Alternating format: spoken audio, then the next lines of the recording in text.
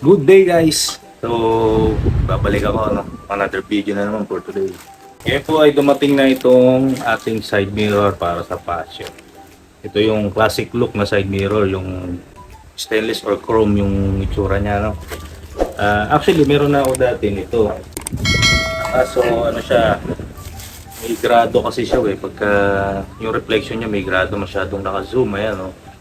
Masyado siyang naka-zoom. Tapos, ang problema ito, kinakalawang siya, hindi siya stainless.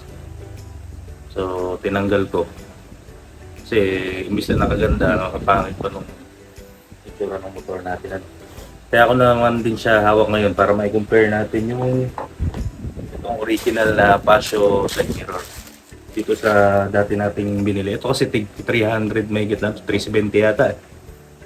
So ito medyo may price to para dito kasi nga original. So buksan na natin ano.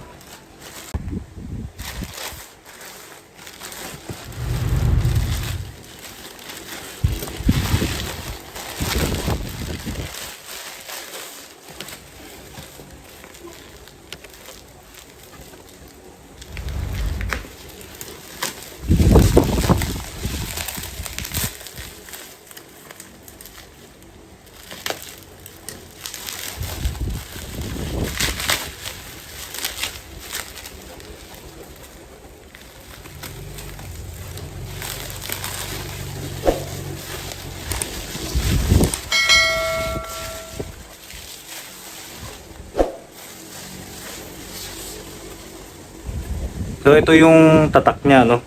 HMA rear view mirror. Nakalagay siya dito, ito to. Pro quality parts made in Thailand. Rear view mirror, left and right. Pang Pino at pang Pilano. So sukat din naman siya sa pang Casio dahil Yamaha din naman yun. Wala natin.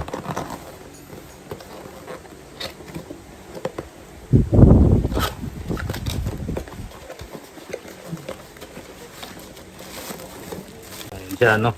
Ang ganda ng packaging niya pagkabukas. Talagang balot na balot. Sana lang walang damage.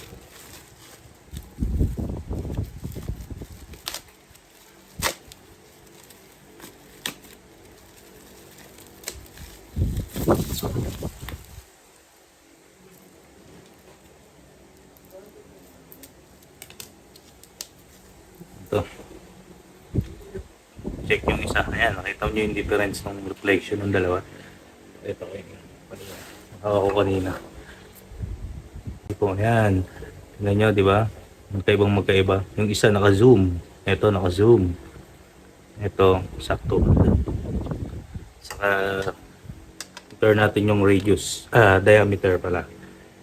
Parehas lang. Parehas sila ng laki. Pero makikita mo dito yung pagkakaiba. No?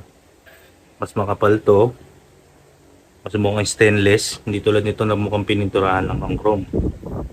Sana lang talagang hindi siya kalawangin pagdaan ng panahon.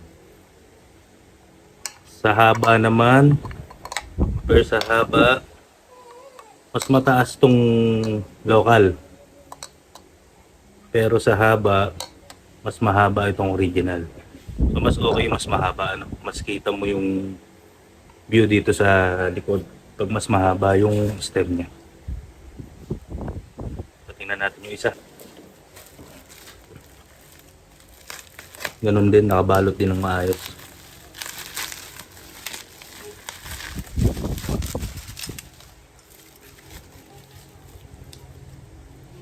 Maganda din yung pagkakabalot, no? Sinigurado ni seller ang mga nakabalot ng maayos parehas.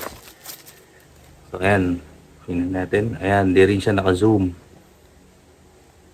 Saan yung isa? Pakita lang natin yung difference, no? Ayan. Makikita nyo na may allowance pa dito sa gilid yung reflection. Kung talang magkasing layo lang sila. Yung isa, kitang-kita naka-zoom, di ba?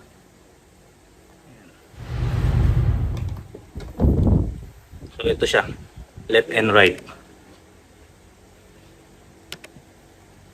Kakabit na din natin ito ngayon sa Passion. para makita natin yung finish look ng pasyo pag may nakasabit na ganito. Let's go.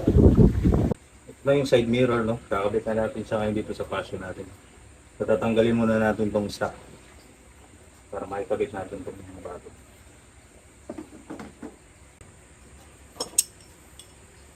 So, kailanganin natin ng 14mm na open wrench.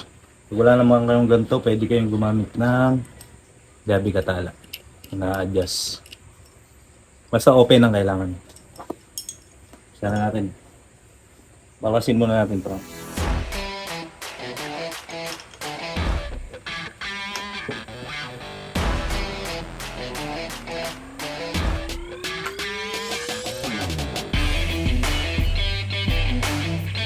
Ikot lang natin to ng counterclockwise. Itong sa kaliwang side mirror, ano? Yung Yamaha kasi, magkaiba yung trade ng side mirror niya. Dito sa kaliwa, counterclockwise para matanggal. Dito naman, clockwise, kanan.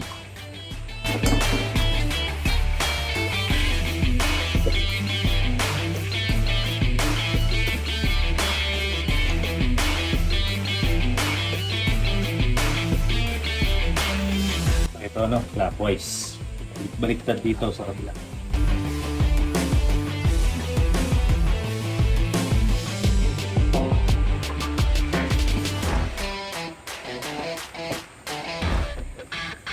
Tabi na natin to para siguraduhin natin naka-safety para hindi mabasag.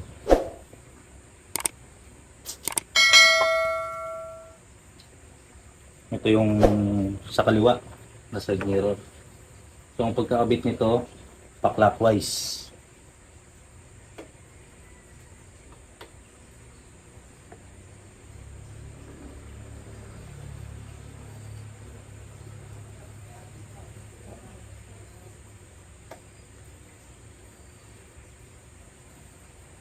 Huwag nyo isasagad yung ikot nito, no? Pag sinagad nyo kasi nakaganyan.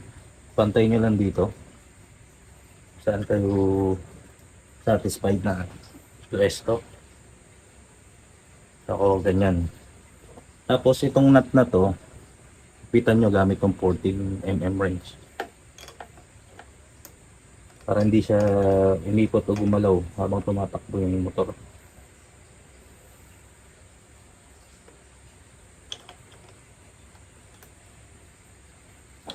Ayan.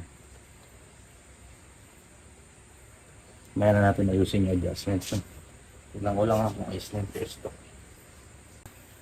Siguro usap ko pa ng konti dito.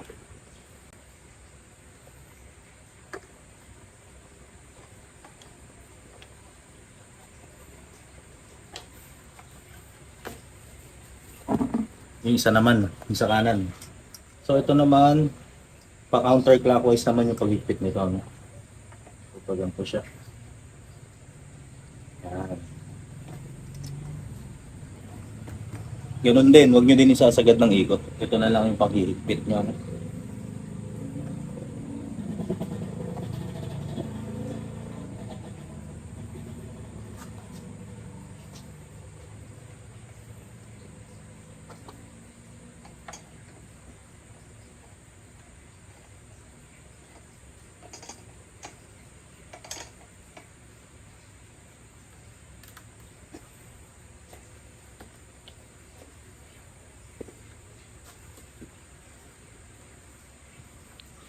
Ayun, okay na. Nakapit na natin yung mga binili nating side mirror para dito sa pasyo. No? Fit na fit siya. Pakita natin yung itsura niya pag nandun sa harapan yung point of view. So yun yung itsura niya guys. No? Diba?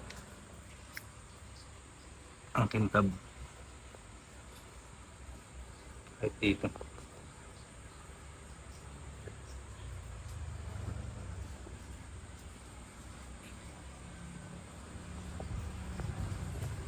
Ito naman, pagka point of view ng driver.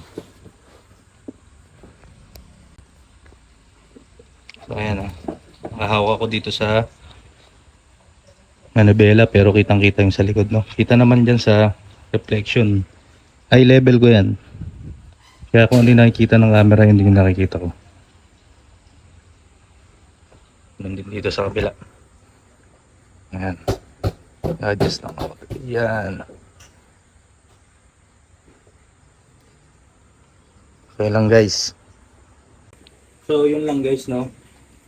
Nakita ko lang sa inyo tong bagong bili natin yung side mirror na nakapagpadagdag ng classic look nitong Passion natin. So abang-abang lang kayo dahil may mga susunod pa kayo ditong ikakabit yung Passion. Kaya kung ako sa inyo, pindutin nyo yung notification bell para notified kayo pag may bago tayong video. So yun lang, thank you.